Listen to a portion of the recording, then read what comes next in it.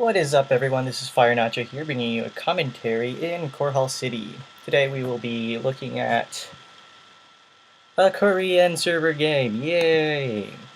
Continuing with Korean Madness series, I will be playing Protoss on the middle section of this map. I like to call it the middle section simply because you can go left, right, top, and bottom. So, I guess top.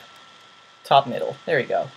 My opponent will be Temo, the Taiwanese Terran. Now we'll be playing at ×2 speed, as per usual.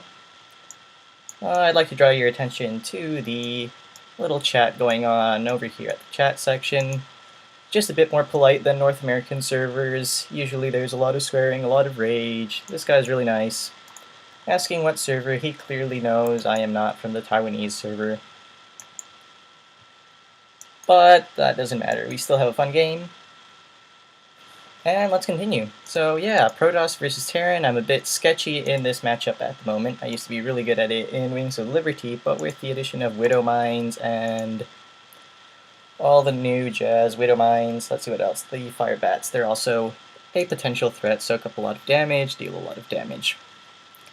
However, in this game, since we are being placed, let's just assume Temo is a Taiwanese bronze player, and that I am a North American gold player, gold to plat, which apparently in the Korean servers I have learned means nothing. We are just as bronze as we're pretty bronze. We suck. Korean and Taiwanese bronze players play really good, and at bronze and silver levels. They make some mistakes, but their build and execution is usually really well. As we can see, I'm getting one gateway, one cyber core, no second early gas. Now my reasoning behind this is it's really easy to get your expansion. You can get your expansion up and defend it against Terran. All you need is some sentries, warp in some sentries. Later on, you can defend really early with the Zealot and just the Stalker, and maybe one sentry, given enough time. He does see... Let's see what does Temo see. Little Temo vision over here. He sees I have one core, one gateway. He didn't see my gas, which is kind of bad scouting. You can detect a lot of stuff. If double gas, you can assume early tech, very fast tech, possibly DTs, possibly air. He does chase with all those SCVs. That's kind of a bad idea.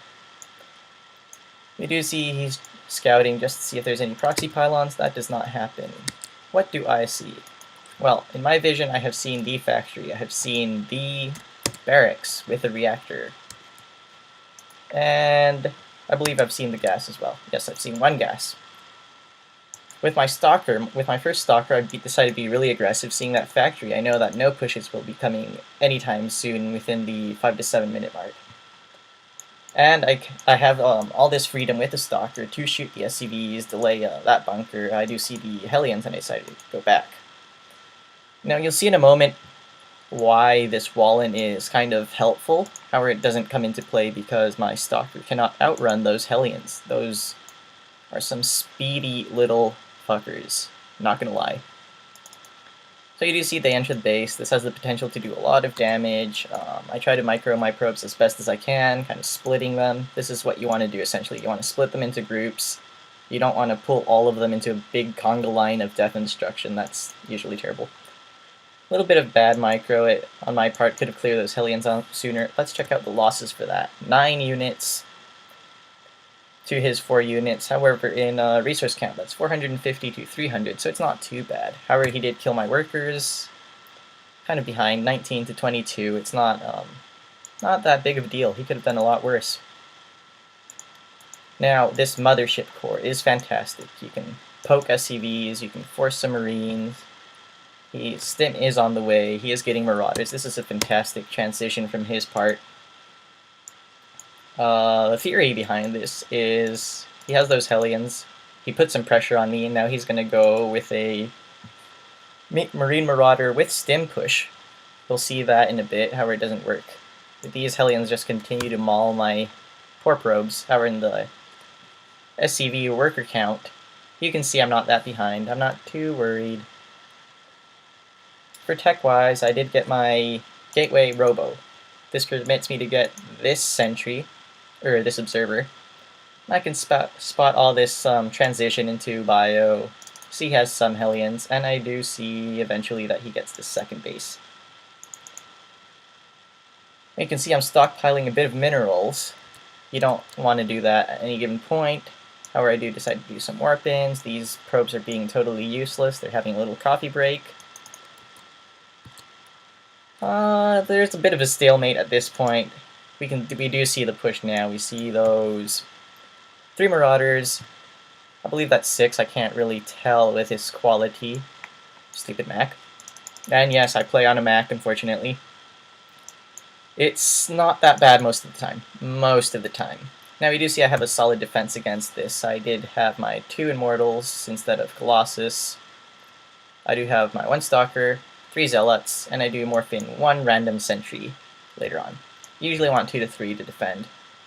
However, this push will not kind of force any force fields, if any.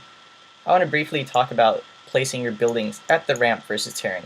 Generally, it's a bad idea. This pylon especially is a bad idea. They can easily slight that.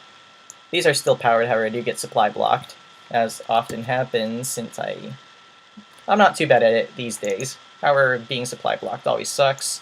Delays your production, it delays tech, it delays everything. It's horrible. You can see I'm getting my gas. First gas for my expansion. I decided not to take that one, even though it helped me with Colossus production, Sentry production, and all that good stuff. Now, this is disappointing that his push, he did not commit to that. He could have done some damage for sure. Probably snipe that pylon and back away, at least. However, he decides not to, so I go on the offense.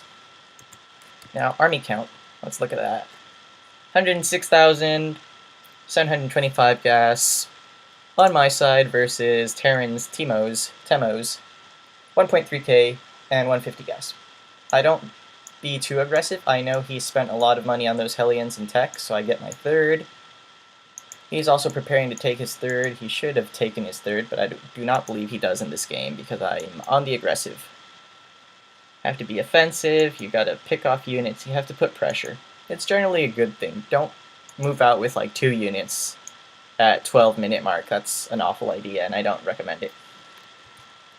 Now we do see a mass transition into tons of barracks, some with tech, some with reactors. I do believe he wants a higher marine count. However, this will be melted by Colossus, so he's kind of in a bad position because there's no perfect combination he can make that will keep me at bay, like Marine Marauder and a handful of Vikings. That's usually enough to make a Protoss reconsider. This force field kind of screwed me over. It wasn't the best decision. I already managed to take out, I believe, 2 supply depots and pick off a few units. Maybe the Hellions, maybe the Marines. It's not a big deal. We do see that my Thermal Lance is being upgraded. I do Chrono Boost that. It's usually the first thing you want to do, and then get your Colossus, just because. Your second Colossus, just because of the extra range. Keeps your Colossus safe, lets you pick off units at a further distance. It's a generally great upgrade. You always want to get that. Unless you have other plans, other timings. As you can see, that is fully saturated. You only want 24 workers on minerals and 3 per gas at all times. This one is not saturated yet. And we do see Temo's expansion just now starting to rake in the money, getting those 2 SCVs, 1 mule. This is a pretty stalemate game at this point. There's not much going on. The lull of the commentary kind of slows down. It's unfortunate, but something happens eventually that lightens up the mood. As you can see, this something will be the push that I will make at the 14-minute mark with my Thermal Lance done. So I'm heading in there with 2 Colossus, 1 Colossus, 2 Immortals, 8 Zealots, 6 Stalkers, and 2 Sentries, and 1 Morphicore. And that 1 Colossus will have the essential Thermal Lances. Now the good thing about the Mothership Core is that it permits me to do the Temporal Field and the Recall. These are both great abilities. If I want to back up safely, if I want to disengage, I can just drop 2 Temporal Fields, walk away. if I want to completely back out and defend against drops or something, I can just recall. Back to base, pick that off. Very good. Now you can see I'm slapping on more gateways, lots more gateways. It's a good building to have. You want gateway units against Terran. You want to transition into Templar at some point, because those Vikings will nom nom those Colossus. You can see that 2 force field, that 1 temporal field. Trying to pick off this this little push that he did down his ramp. The GG by Temo will occur shortly. So yeah, it was a quick game, it was a fun game. There's a lot of little chat, politeness, just showing off the differences between the NA server versus the Korean and Taiwan server. You can see my upgrades are starting right now, but they won't come into play at all in this game. So yeah, quick game. It wasn't that intense or interesting, but as I said, I'm committed to my Korean Madness series. I will cast all 5 regardless of the outcome. Maybe if 1 or 2 were extremely boring, I may have skipped them, but this one wasn't that bad. So yeah, I'm Firenacho. Please subscribe, please comment, please like, and thank you for watching. I'll see you guys next time.